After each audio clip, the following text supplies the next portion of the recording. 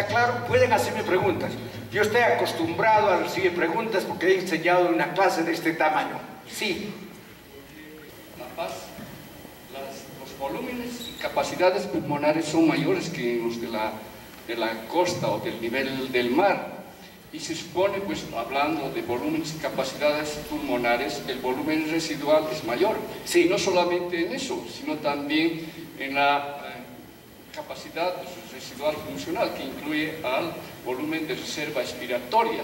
Por supuesto, llega a su límite en cuanto al crecimiento, que esta capacidad se mantiene hasta los 10, como ha dicho usted, 10 o más, 16 años, pero posteriormente, en el curso de los años, va disminuyendo como en cualquier parte del mundo.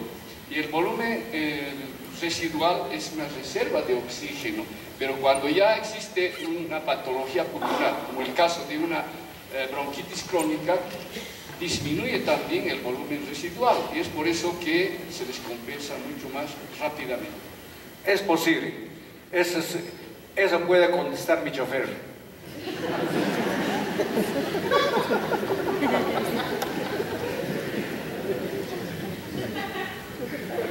Aquí tenemos otro rol genético.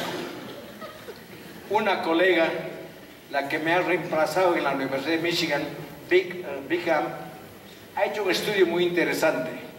Nuevamente ha usado, en esta vez ha usado el genotipo I, que representa parte del sistema convertidor de la enzima que regula la hipertensión y regula la homeostasis del agua en el organismo.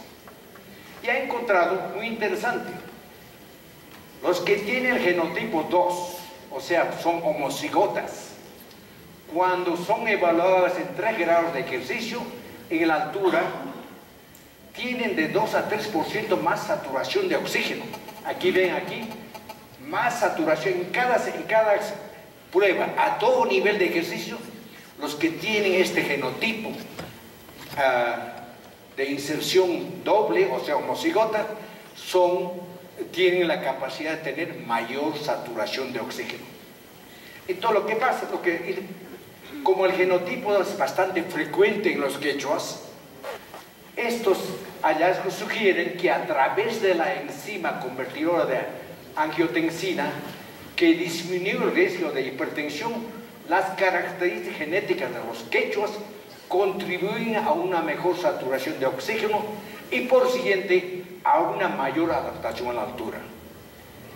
Basado en todos estos, he tenido que recalibrar, reestructurar mis gráficos.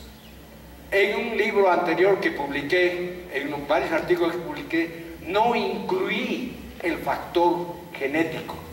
Entonces, ahora tenemos nueva interpretación, en el sentido de las características funcionales de los andinos nativos de la altura son el resultado de una adaptación developmental que se expresa más en personas con características genéticas relacionadas al ancestro quechua aymara. Por tanto, el aspecto de desarrollo aumenta el tamaño del volumen residual y área alveolar. El intercambio de gas a través del aumento de la capacidad de difusión pulmonar. Y aumenta el abastecimiento de oxígeno en las células, la capacidad aeróbica. El ancestro quechua disminuye la ventilación pulmonar, aumenta el flujo de sangre y oxígeno en la arteria uterina durante el embarazo. Disminuye el retardo del crecimiento prenatal, aumenta la saturación de oxígeno. La interacción de estos dos casos, de estos dos fenómenos, hace que tengamos una buena adaptación. Es decir, he dado un paso más. La ciencia avanza así. Esta es la primera parte. Ahora la otra segunda parte. Posiblemente esto va a ser sorpresa para ustedes. Es la segunda parte.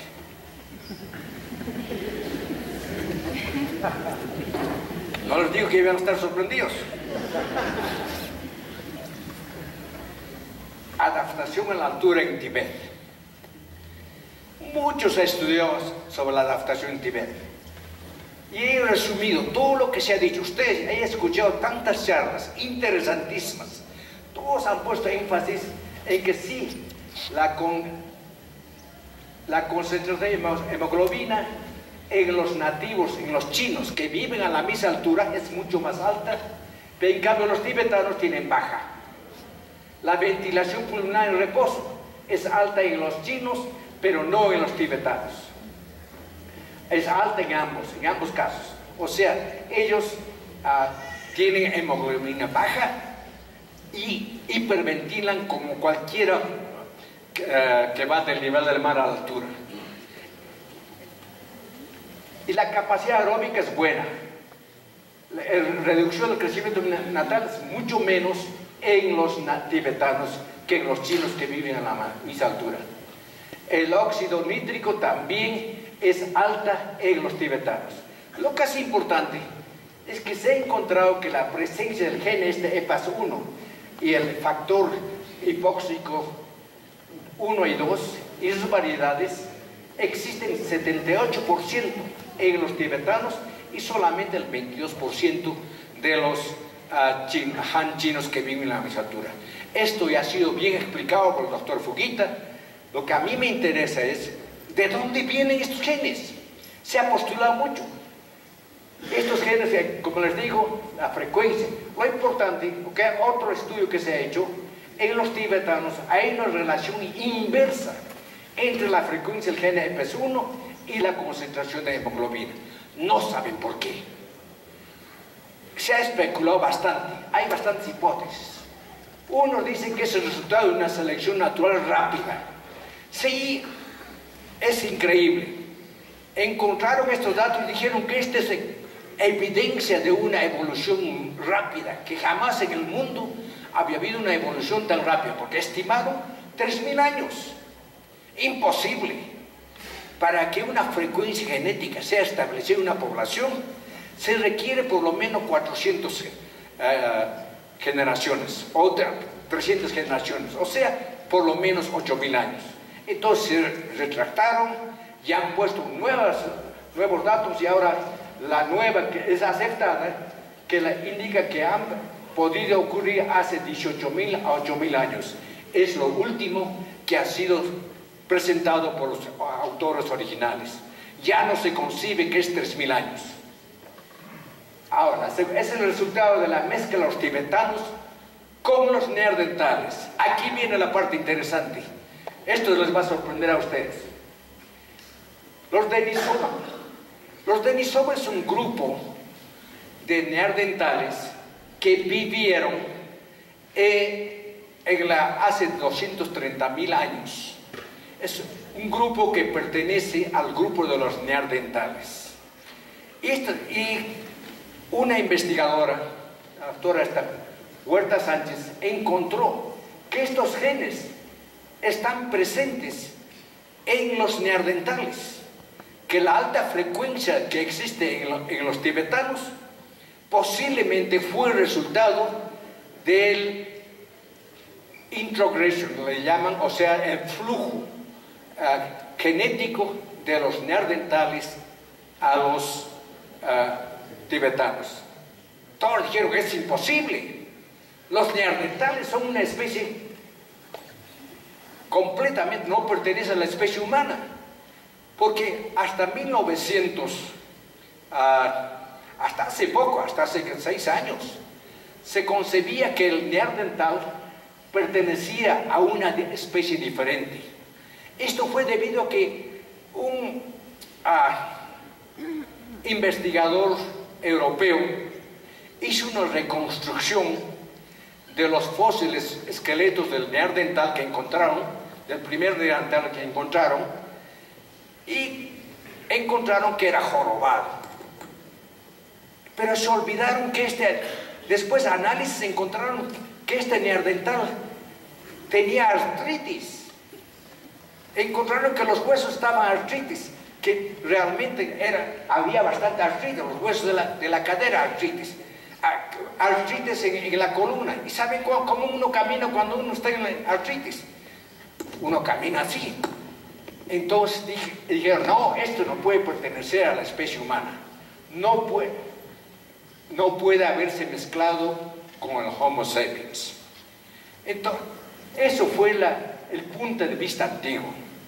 Felizmente, en Michigan, mi colega, todos nuestros colegas de antropología biológica, el doctor Loren Brace, todavía en 1964, publicó un artículo, Neanderthals are among us, y los británicos lo criticaron terriblemente, diciendo, ¿cómo puede mezclar, cómo puede asumir que esta especie, que estos neandertales no pertenecen a la especie humana? ¿Cómo puede decir que nosotros tenemos algo neandertal? Es insulto a los europeos, porque este era el ideal de los europeos. Es cierto, los neandertales eran una cultura no muy avanzada. Los neandertales no conocían, por ejemplo, la flecha. Solamente todas sus casas eran con una lanza y la tenía que ser de cuerpo a cuerpo. Imagínense, cazar con una lanza, meterle eso al animal, solo así podían cazar. Entonces, las fracturas que ellos usaban, análisis de las fracturas neandertales, los restos esqueléticos de los neandertales es lo más grande que existen en las colecciones. Hay bastantes huesos de neandertales y han hecho una reconstrucción y tienen unas fracturas similar a los que practican el rodeo. Aquellos que hay un deporte en Estados Unidos en que uno tiene que tumbar al toro al suelo y tienen fracturas igualitas a los neandertales. Eso no quiere decir que los neandertales eran cowboys, pero sí que tenían el mismo sistema de combate de cuerpo a cuerpo. Sí, no eran muy adelantados, pero sí, ellos fueron los primeros. Vean esto, es algo importante. Hoy en día casi todos pensamos que hay vida después de la muerte. Ellos fueron los primeros. Hace 200.000 años, los neandertales enterraban a sus muertos en la posición fetal, en esta posición fetal, adornados con flores. De ahí se supone que ellos ya concebían. ¿Para qué uno va a poner flores a un muerto? ¿Para qué le va a poner en esta posición? Posiblemente asumían que había vida después de muerte. Entonces, de ahí entonces, y luego encontraron que el cerebro del neandertal es hasta más grande, es igual o más grande que el actual humano. Algunos tienen hasta 1800 miligramos de cerebro. Entonces la evolución humana empieza. ¿De dónde venimos? Mi objetivo en este estudio ha sido ¿de dónde venimos? Yo publiqué, creo, el 2006 un libro que se llama Humankind Evolving, que ha sido muy bien recibido. Allí ponemos este gráfico. La trayectoria evolucionaria del humano empezó en África, indudablemente, hace 5 a 4 millones. Los primeros fósiles bípedos que se encontraron fueron los australopithecines, este grupo. Este grupo no tenía el cerebro igual tamaño que el chimpancé, pero sí caminaban en dos pies. Entonces de ahí venía la pregunta, ¿cuál empezó primero? Siempre se preguntaba eso. Uno siempre dice, ¿cuál vino primero? ¿El cerebro grande o el bipedalismo, andar en dos pies? Es igual que la misma pregunta, ¿qué vino primero? ¿El huevo o la gallina? Y un alumno me contestó, el gallo.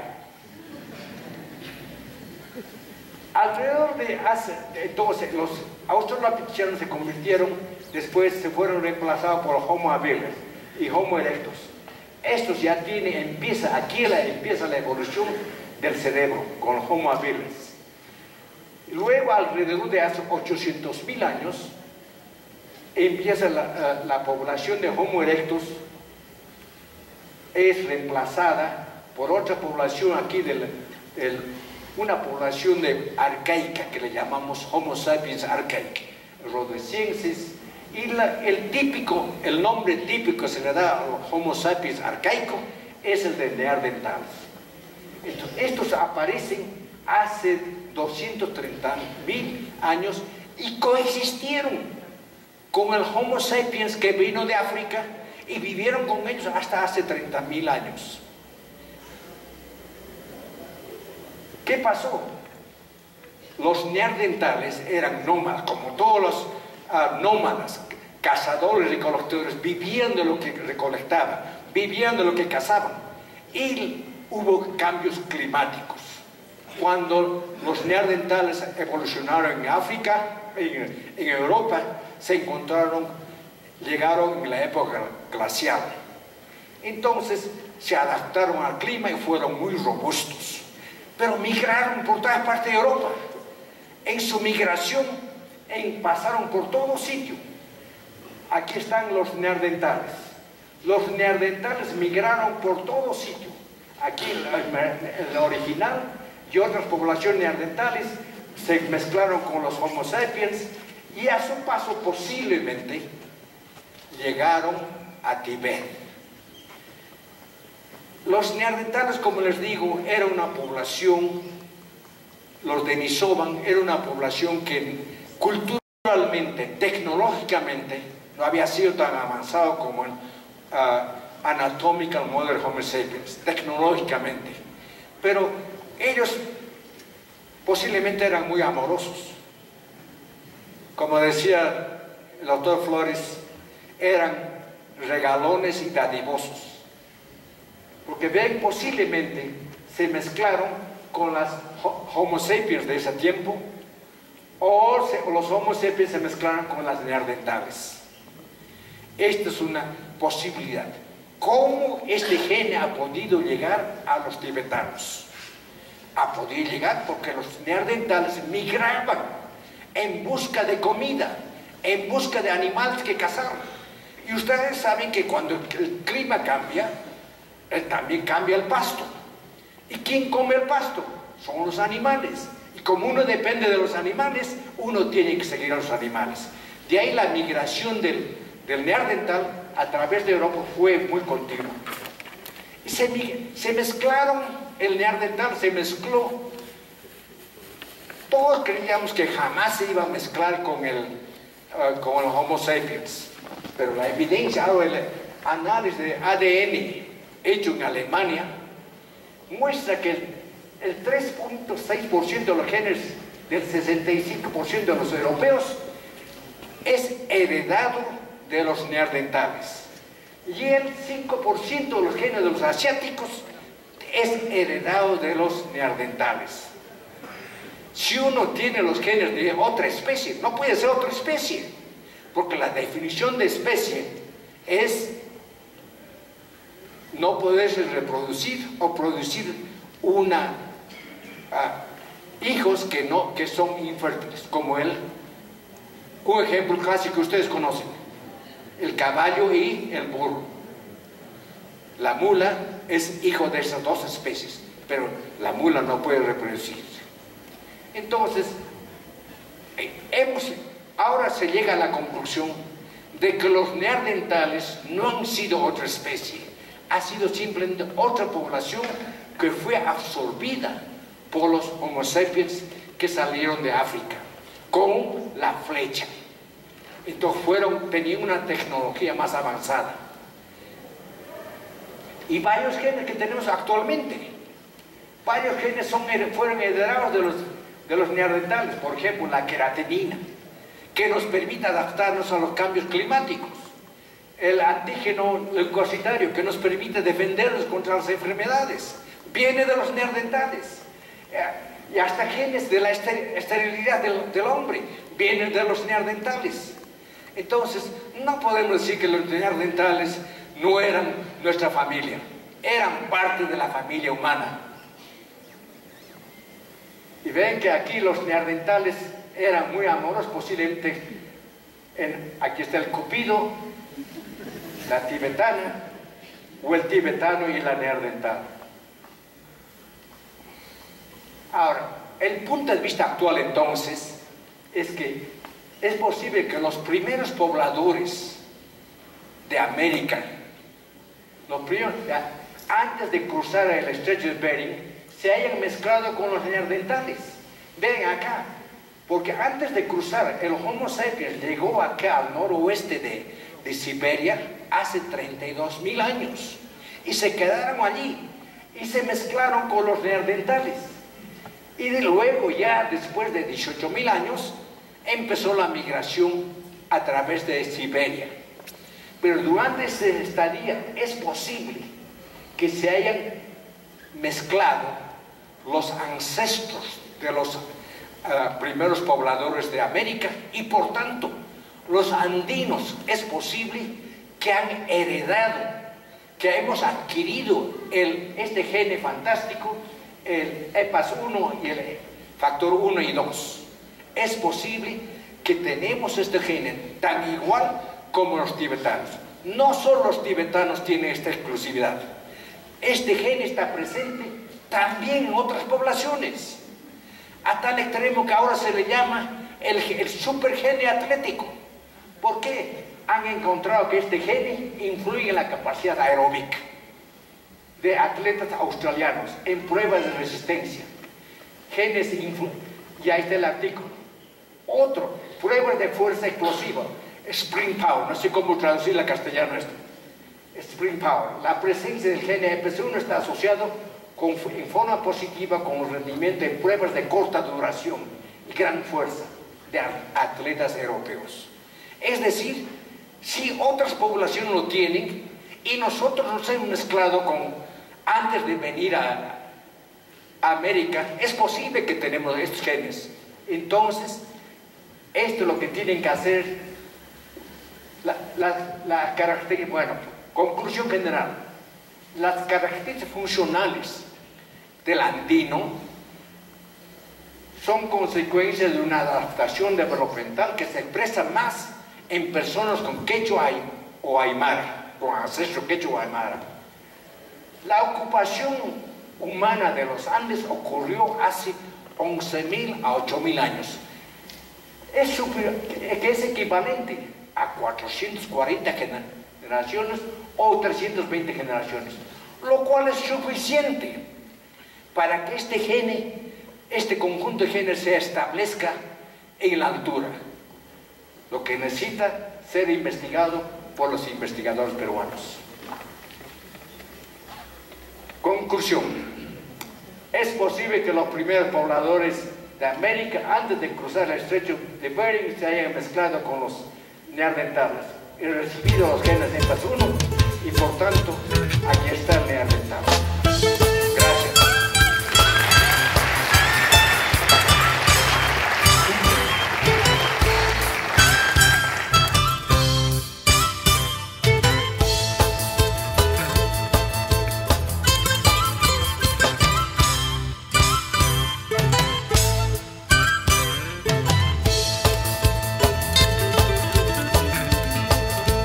Galuche